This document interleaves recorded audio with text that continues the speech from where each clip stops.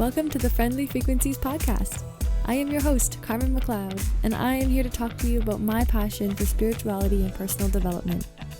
My purpose in life at this time is to remind you how powerful you truly are and that you create your own reality. If the mind, the soul, and the universe are topics that interest you, and you want to continue to evolve into your soul's purpose, then you are in the right place. Thank you for joining me as I travel the world and record my journey through self-discovery.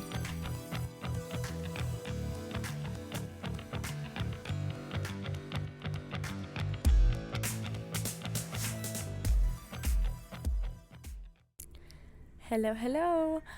I am going to just get right into this episode. I'm not even going to tell you where I'm at or what I'm doing. Usually I give you a little life update, but no, I'm literally just going to dive right in because you'll see, because it kind of is pertinent to the story that I'm going to talk about today. And maybe I'll give it away in the description, maybe I won't. I haven't got that far, but for now, I think it's just more interesting for me to go about it this way instead of how I usually do it.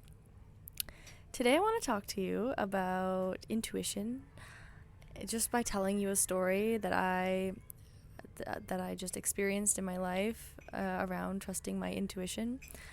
I'm also currently I was about to say struggling, but I'm currently in the process of using my intuition for other things too. And it's growing me for sure. But I'm just going to talk to you first about this kind of intuitive decision that I just made. And I think it was really powerful and I'm really happy about it. So what happened was the last few weeks I was at this resort that I was staying at, and I told you guys about this. But beautiful resort, huts on the beach, just, beautiful tourist place. It's the kind of place you'd want to go for your honeymoon. Like, it's beautiful. I have some photos up on my Instagram if you want to see. But, working there as a mural artist, and so I planned to leave 2 days ago. 2 days ago. Yeah, 2 days ago. And the owner of the place, the guy who hired me on, actually didn't arrive until I think 2 days before I left. Okay, yeah, I left. I can't really keep this a surprise. So anyways, I left. But the point of the story will get to the point where I was trying to decide whether I wanted to leave or not. It's too hard to keep this as a surprise story, so sorry, I just ruined it. But the lesson that I learned from it is going to be the interesting one. So I was planned to leave 2 days ago, and he, I got to spend a little bit of time with him, but not so much. I was more with spending time with the manager that was in charge there. So when he arrives, the owner arrives, he says that he wants a mural painted, or multiple murals painted, in the bathroom. So the only place that actually has walls is the bathroom area. There's all, beautiful white walls that I totally wanted to paint, but was told that there would be tiles being put there, which ended up not being the case. So when the owner arrived, he says, "Yeah, I want you to paint here." And I said, "Oh my gosh, well, I would love to, but I have to leave." And he said, basically, "What is it going to take for you to stay?" And I said, "Well, maybe you're going to have to pay me for one, right? Because I've been doing these mural jobs for accommodation, trading them for accommodation." And so I told him, it's not going to be a volunteer position then for sure. If you're going to want me to stay, you're going to have to pay me. It's going to take a lot, because the next location I'm going to, I only have 10 days left in the Philippines, so I definitely don't have time to go to that job and to stay here any longer to paint for you. So I said, you're gonna have to pay me, and he said, "Name your price," basically. And so I was like, "Oh wow, okay." I did the calculations and everything, and I was going to, my calculations are based on Vancouver, Canada prices, not Philippine prices. So obviously I cut it by half, and then even, well, more than half, and it was still a lot of money.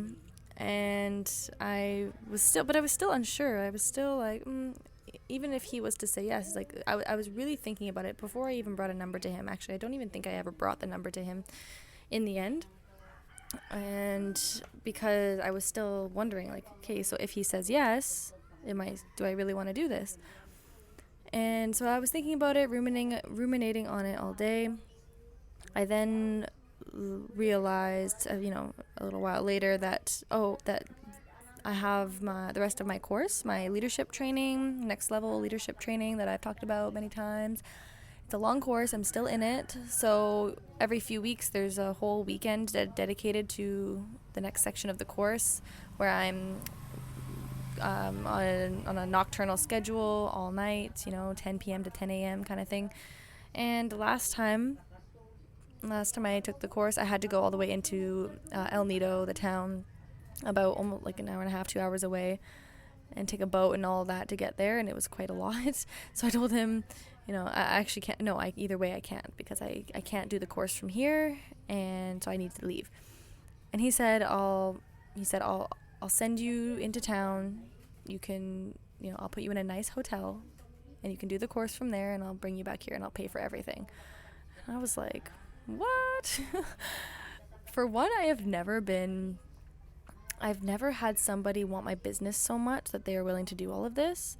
And, the owner has, I think, quite a bit of money, so obviously it's not a huge deal for him. But for me, this is huge. I was like, whoa, okay. I go from being a volunteer artist to being, basically feels like being flown out to do something kind of thing, So that was really cool. It was nice for my ego, for sure, to be wanted so much. But I still thought about it, and I was just thinking about it for hours. And at some point, it was interesting. At some point, I was saying that, we were at dinner, and someone asked me, "Are you still thinking about it? You're quiet." I'm like, "Yes, I'm still thinking about it." And it's stressing me out because I'm not very good at making decisions, but it's okay, because I know that no matter what I decide will be the right decision. I already know this. I don't regret things. I don't really worry about making the wrong decision, because whatever happens is meant to be. And he was here at the table, in this conversation, and he stops and he looks at me. He said, "Okay, I'm going to sweeten the deal more." I'm going to do this. And he offers me, this is cool actually, he offers me a van, those vans that you can live in, the ones that I've been trying to manifest. Not trying to manifest, the ones that I've been manifesting and have already manifested, which I haven't even talked about. But I plan to live in one in New Zealand.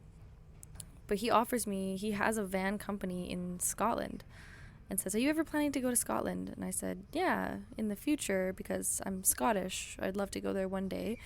And he said, "Okay, well, when you go, you have this set up for you. You can have this van for however long," he said, "and free of charge, because it's part of my company." And so he's just kind of throwing more stuff on the deal. And I was like, okay. So at that point, I realized whatever it is that I want, I can probably have right now. So this was my dilemma, right? Do I want to take the money, or do I want to do the thing that is completely uncertain?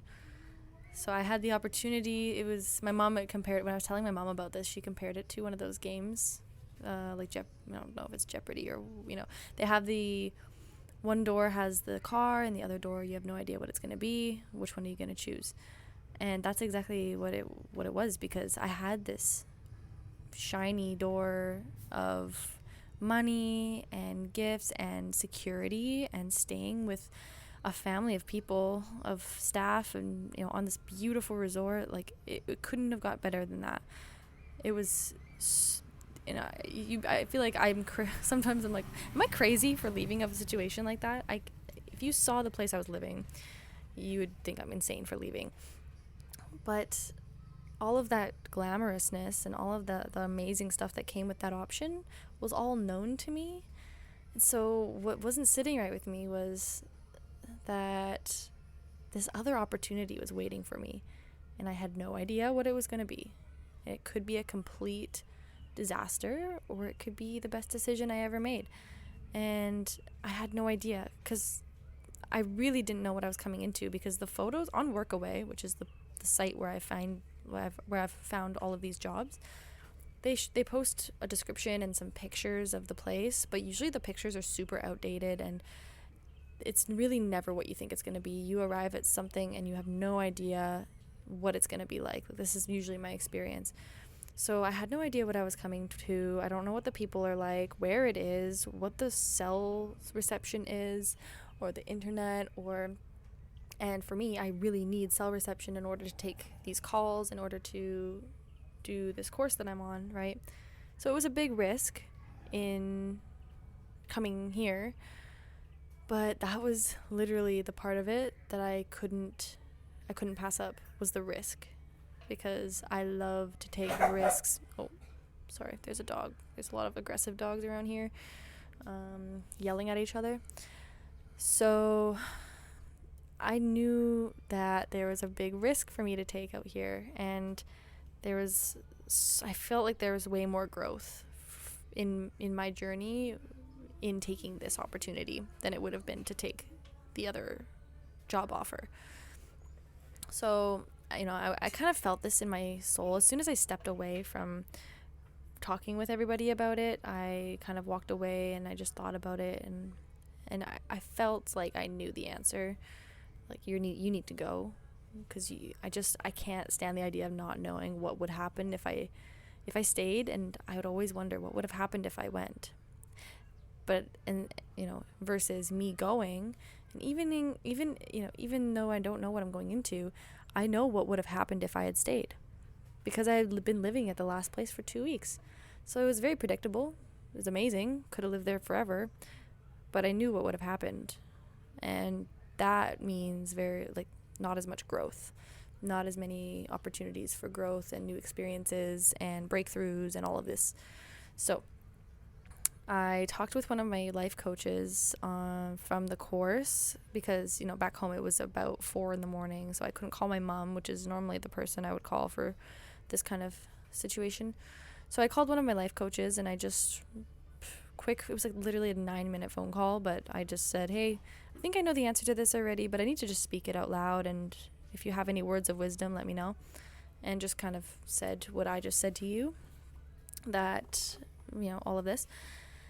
And yeah, she just reaffirmed that no matter what decision you make is going to be the right decision, because it's going to be the decision that leads you to wherever you're meant to go, which is what I already knew. And I just needed to hear it from somebody else too. I think it was just helpful to hear it from somebody who I know is really wise, and somebody who I trust and who wants the best for me. So she helped me find the answer myself, and didn't tell me what I should or shouldn't do, which is amazing. And so then, I said thank you, and I hung up the phone. I went over to the guy, and I said, hey, thank you so much. I really appreciate your offer, but I'm going to go. And because this opportunity that I have waiting for me over there is priceless. You couldn't pay me enough to walk away from it, because I have no idea what's going to happen, and I can't wait to find out. And he said, he was happy for me and proud, and he said, I know that you're going to be really glad that you went. So he was really glad that I decided that, because he wants the best for me too. And so now I'm here. And let me also, one thing I forgot to mention about the uncertainty is there was no reviews. Did I mention this? I don't know. There was no reviews for this place. So in Workaway, you can have reviews. Volunteers can review a place with how their experience was working there. And I come here and I found out I'm the first volunteer that they've ever had. Like, they've had volunteers a little bit, but I think I'm the first Workaway volunteer. It definitely since COVID, because this is a relatively new eco-village thing. And so I had no frame of reference of what was going to happen. No idea if they even had walls. I was like, yeah, they probably don't even have walls. Like, I'll probably be